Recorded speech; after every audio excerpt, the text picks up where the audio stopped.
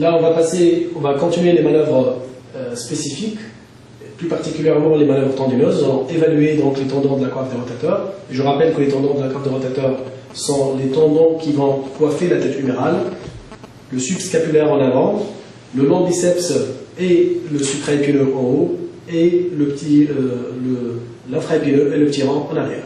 Nous allons commencer donc par l'évaluation du tendon du muscle biceps, long biceps.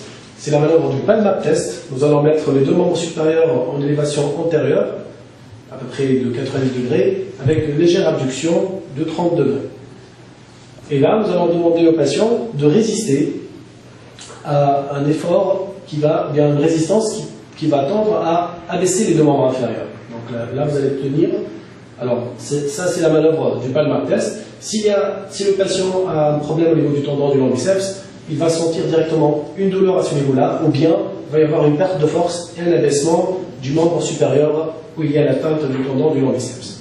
Maintenant, nous allons passer à la deuxième manœuvre, qui est la manœuvre de jog test. Elle consiste à mettre les membres supérieurs également en élévation antérieure, abduction, les pouces regardent en bas. L'examinateur va exercer également une force qui va abaisser les deux membres inférieurs. Le patient doit résister et nous allons commencer le test. S'il y a un problème au niveau du muscle supraépineux, le patient va sentir une douleur à ce niveau-là, ou bien il va y avoir une perte de force et le membre inférieur du côté de l'atteinte va chuter. Nous allons passer maintenant à la troisième manœuvre, le test de patte, qui va tester les rotateurs externes.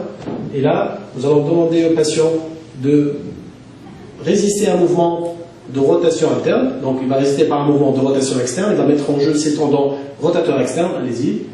Voilà. Il va essayer de contrecarrer la force que j'exerce en arrière.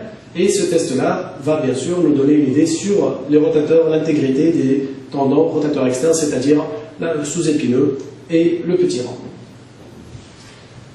Maintenant, il nous reste le test du lift-off test, qui va évaluer la force ou l'intégrité du tendon subscapulaire.